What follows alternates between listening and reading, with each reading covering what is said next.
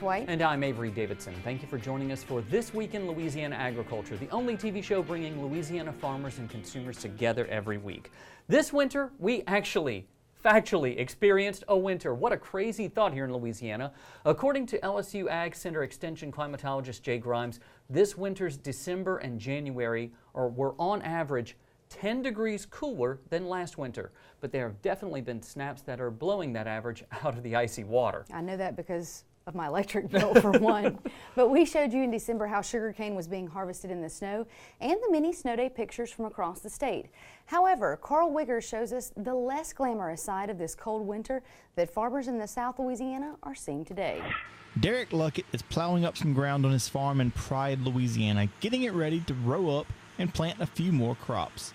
He's keeping busy to keep his mind off of the terrible growing weather his crops have faced this winter. It's set everything back, tremendously. We're 2 months behind of where we should be. You ought to see pretty much a lot of the field planted, a lot of stuff coming up. We should be picking strawberries right now. Last year at this time we were cutting asparagus. The cold weather's really slowed everything down. According to LSU state climatologist Jay Grimes, last month's weather has been perfectly wrong for Louisiana farmers just like Derek. We're designed to handle light freezes, but having two events where you had back-to-back days at 25 or below, that's pretty uncommon. And then to space them over a period of 3 weeks, boy, whether it's berry farmers or crawfishermen, that is a big, big deal. We had planted about 80% of the spring crop. And we had a lot of transplants, ready to plant, and pretty much when that, cold weather came through, it just burned everything to the ground. We had turnips and beets, kohlrabi, some other stuff in the field that were, would have been ready to harvest. Now, over the next month, we would have been harvesting, and, it froze them on top of the ground, burned all the vegetation off. We're gonna have to plow it all under. Here's what those replanted crops look like today.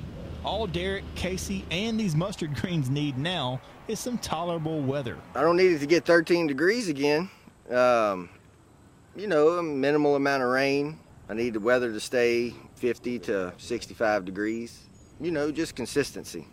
That consistency in the weather would allow the Lucketts to offer their CSA customers that same consistency in their weekly box of fresh produce. I'm hoping we can start the CSA somewhere around the 10th of March, give or take, depending on how the weather goes from here on out. But, we should have enough variety. We should be picking strawberries and, a few other winter vegetables. And, it'll be kind of slow when it starts, but then it should progressively pick up. Now, in the past few years, Derek and Casey have endured floods and drought, freezes and scorching summers. So when I asked Derek why he sticks with it, his answer was one that I've heard before.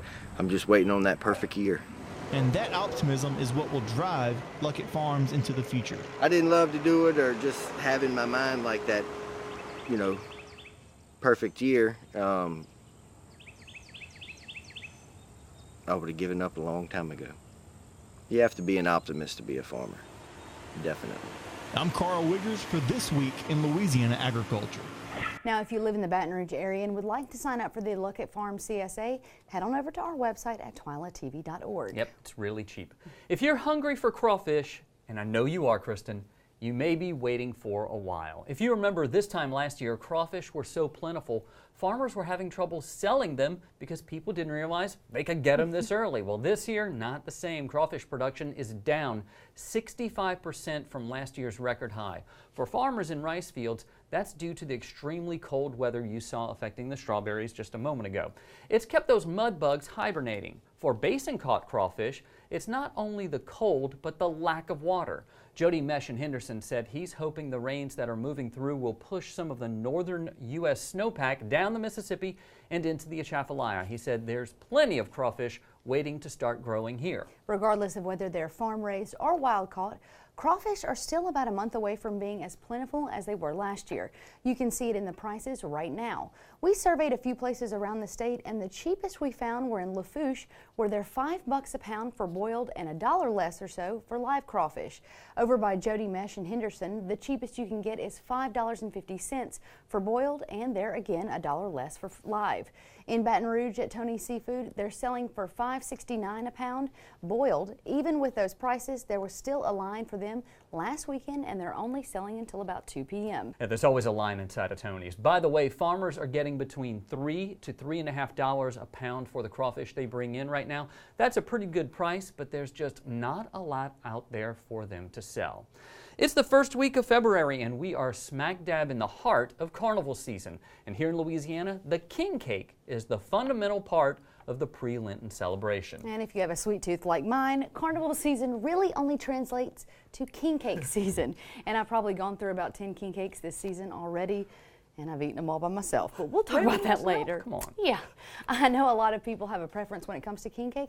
So Avery, what's your favorite type? I like the cream cheese filled ones, normally the strawberry cream cheese or the blueberry cream cheese. I'll always gravitate toward those. You would think with my chocolate habit that I would go that route, but no, cream cheese. I don't discriminate, but I do like strawberry and praline. But no matter which bakery tops your list or how you slice it, the king cake rules the dessert throne this time of year.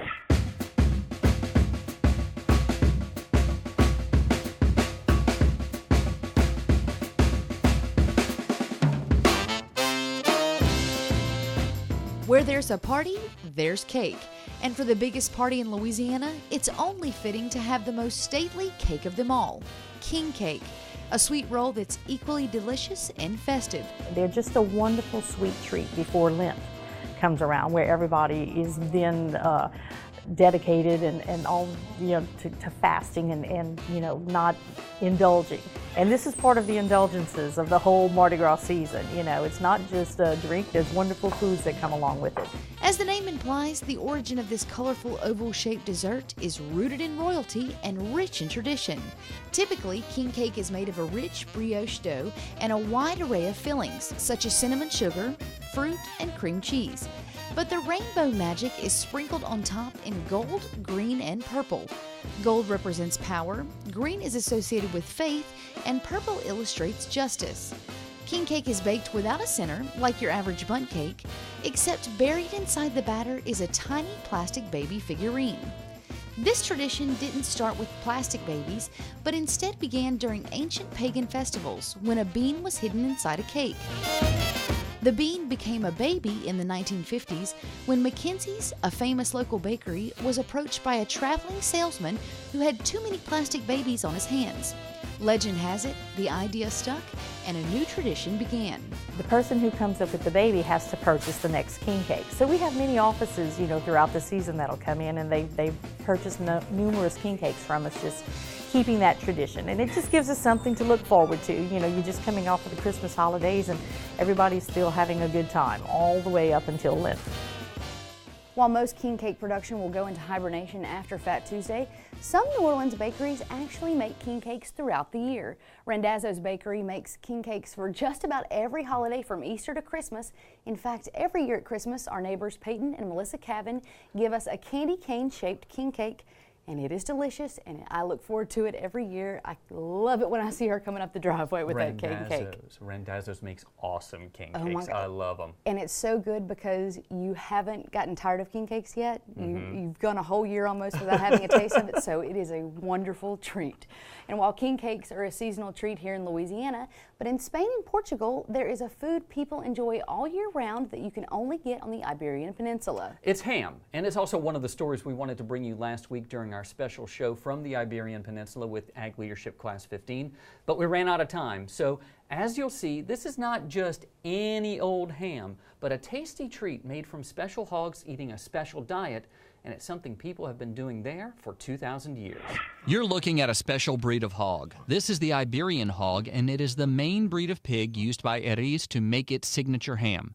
Eriz makes ham from other breeds of hog, but Manuel Martin says it's the Iberian hog that has the best build to make this special kind of ham. But it's not just the animal that's important, but what it eats. Eriz specializes in jamones de bellota, or ham of acorns.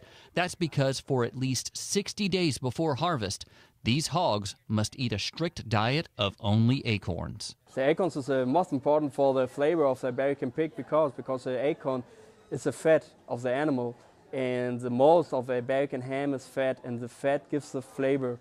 And the animal, the Iberian animal, has the infiltration of the fat between the muscle.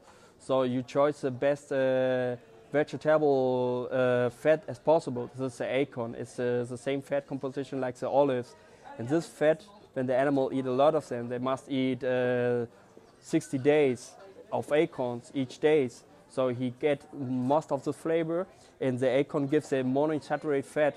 And this is good for our heels. It is very good for the flavor. The fat infiltrate between the muscle and gives this special distinction flavor on the animal. That's where it starts, but the process of making this ham takes years. The first step is to stack the legs in a room and cover them in salt from the Atlantic Ocean. The legs stay here for 5 days. After that, they're moved to this room where the air from outside blows through. The legs stay here for 6 to 9 months. It's while the legs are here that you see the same mold that's in blue cheese growing on the leg. It does not harm the ham and gets cleaned off before it is sold. The next step is to move the legs to the bodega, or underground room. It's here where the legs stay for 3 to 5 years. They're then cleaned with sunflower oil and sold. Martin says this is how people in southern Spain have been curing ham for more than 2,000 years. It's a source of pride for his family, which owns Eriz. I love what we do because I love how we do this. I love how we keep care of the nature. I love how we keep care of the tradition of the family. I think the way how we work is the best way today to make farming. I think so. And we have small families, so we are always in contact with our with the consumer that we have. We're always in direct contact with them. So it's very friendly to talk with them, that they tell us the experience after tasting a ham from us. And of course, the ham making is a very long process. So you are there since the beginning. And after 3-5 years making a ham, it's for us very proud to see the final product, to see that the people like it, and to see that all what we do is good for the nature, good for the animals, and good for the village also, because we have work in winter time for few people in the village, so we do also something for the economy. And I think everything is very, for me, I love what I do. Following the tour, Manuel treated us to a tasting of the jamones iberico de bellota. He carved thin slices off of a ham that would cost about $500 to $800 if sold in the store. And yes, it is that good. Iberian ham is one part of a big food culture in Spain that's part of an even richer culture that spans centuries. As Twila's Neil Melanson tells us, it was fertile soil for new ideas on ag leadership.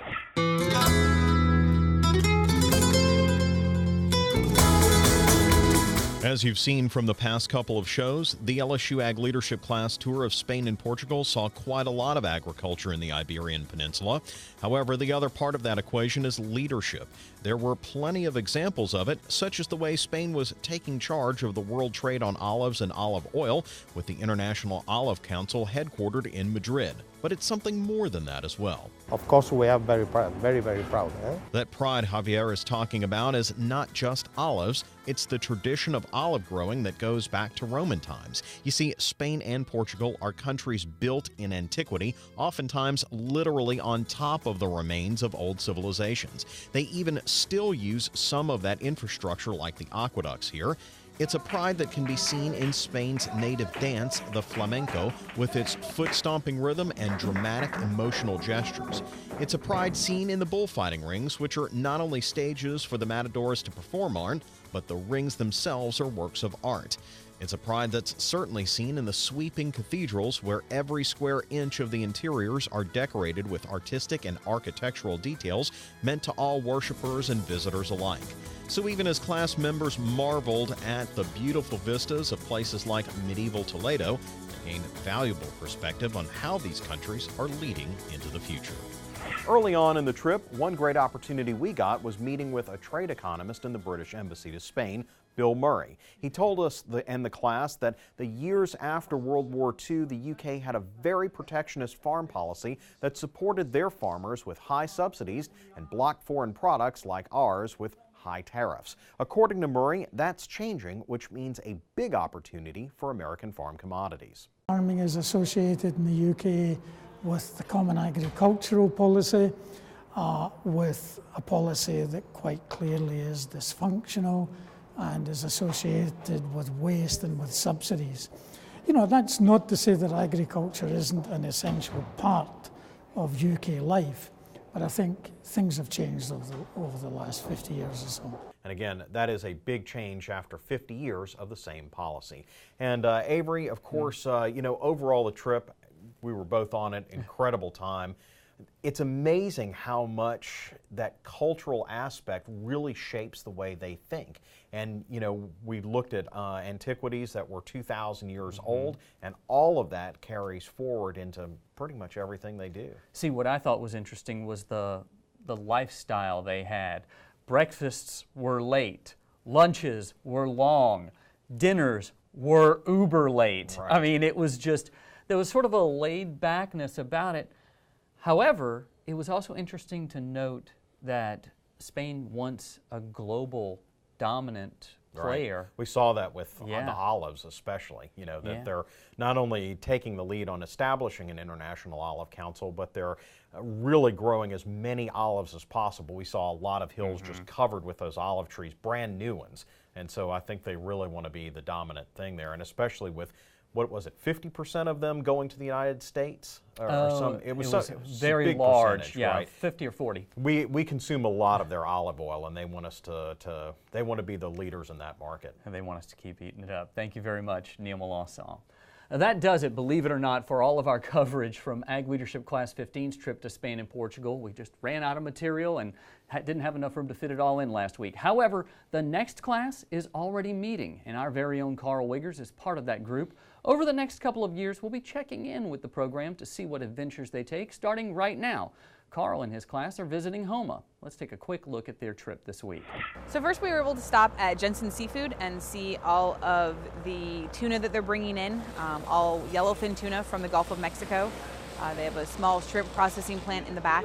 It's currently not operating. They're doing some picking with the crawfish tails. Then we headed to Luke Seafood, where Trudy Luke showed us they're a large crab dock here down in the bayou area. They bring in a lot of crab for the area. They have a soft shell facility, and right now they're also doing oysters, some crawfish. They'll do a little bit of shrimp. But just seeing the different problems, talking about some of the regulations, the changes that they've done in the industry for crab in the last couple of years, and why those changes have happened, and hopefully we'll see an increase in the population. And then we came down here to Chauvin Seafood, where we've been able to see all of the shrimp facilities that they have, the offloading for the ice boats, all the way to the really large offshore multi-week vessels, and everything in between, and the different options they do with that seafood. So the shrimp that everything from CO2 freezing, plate freezing, to selling it directly and selling it to other larger processing plants. You can tell Carl's already having fun. I know he's going to have a blast just like Neil and I did. Have they decided where the trip's going to be in 2 years? No, however, I want to know because I want to go. I'm sure everybody does. Still to come on Twila, what's the outlook for rice in 2018? We'll find out next. Stay with us.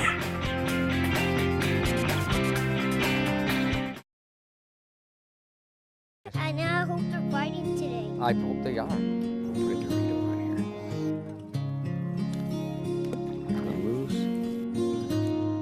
I got a fish! I got a fish! Find your place in the country and the lender who can get you there. Find Louisiana Land Bank. Financing for country homes, recreational property, farms and ranches, and agribusiness.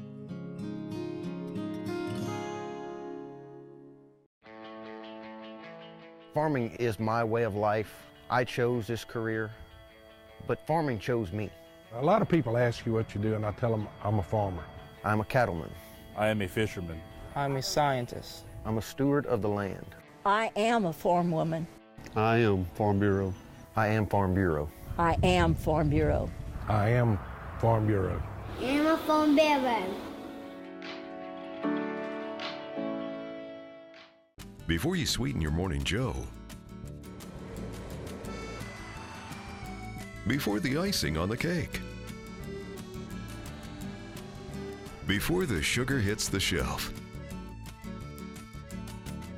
It begins with a family of sugarcane farmers dedicated to growing Louisiana for more than 220 years. The sugarcane growers of Louisiana, making life sweeter, naturally. Sugarcane, sweet sugarcane. Louisiana oysters, salty, sweet, and delicious. But have you ever thought about what happens to all those oyster shells? Most of them end up in trash cans and landfills.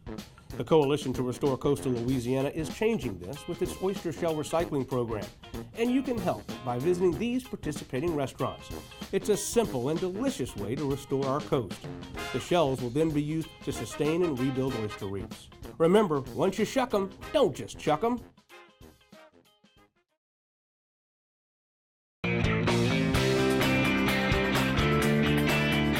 After a less than stellar year in Louisiana, rice farmers, millers, and industry leaders gathered in San Antonio for the 2017 USA Rice Outlook Conference. As Twila's AJ Sabine shows us, once there, the rice community sought insight into whether 2018 will be a turnaround year in an industry that's struggled over the past 3 years. In a darkened conference hall of the Henry B. Gonzalez Convention Center, LSU Ag Center rice specialist Dustin Harrell shares bleak news about the 2017 rice growing year. While growers hear a familiar refrain of higher acreage but lower than expected yields, it was clear from his presentation that the weather took its toll in 2017. We estimated that we probably lost about 4,000 acres of rice from those rainfall events, but we had a lot more rice that was affected that had water on top of it for a certain amount of time, and this decreased our yield potential.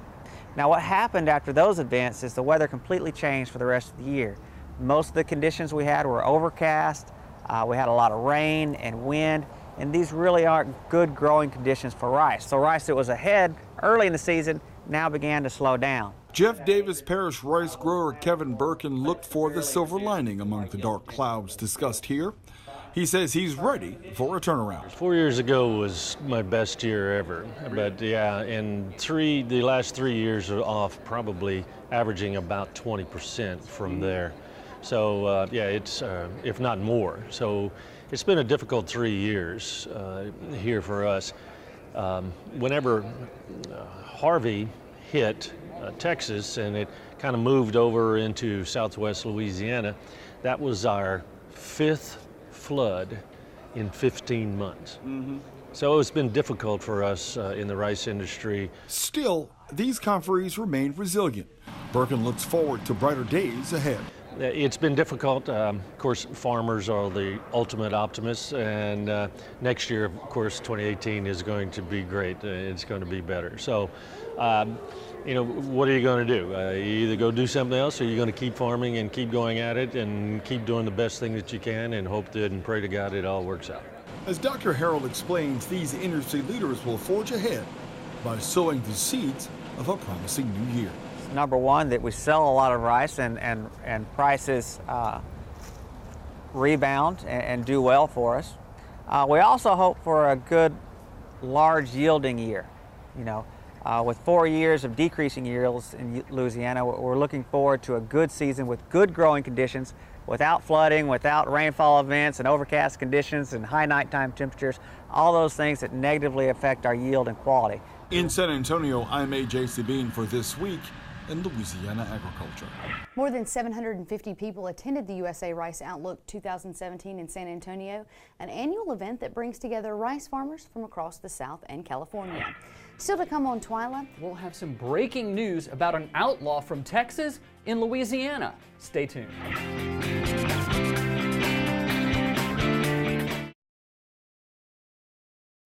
Landowners are minding the Louisiana forest for our grandchildren. A place for wildlife, recreation, lumber for homes. It's the right thing to do. Forestry, covering half our state, all of our hearts.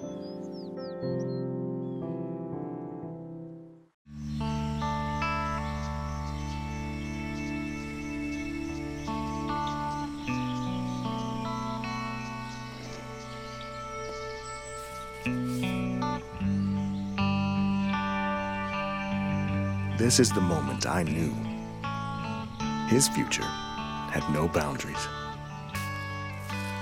There are some moments only the forest can inspire. Find yours at discovertheforest.org.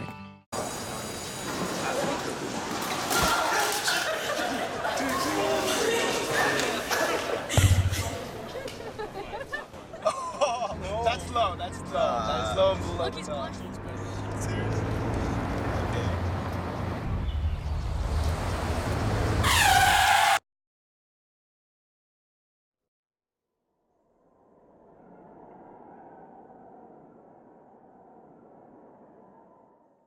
I am a giant panda bear loving bamboo. I almost want to extinct, but I'm not because of you. I am a grouse and I almost was too. If it wasn't for the help of the San Diego Zoo.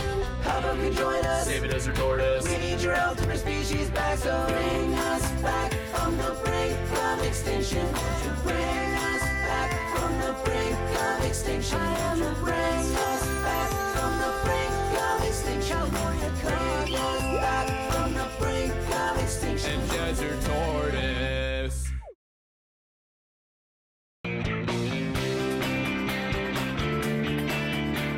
This just in, the recent meeting of the American Sugarcane League was invaded by an outlaw from Texas. What? No, that's the guy's name, and I just can't pass up a chance to make a pun off of Dr. Joe Outlaw. He's a professor of ag economics at Texas A&M University, and he gave the keynote speech during the general session at the Crown Plaza Hotel in Baton Rouge.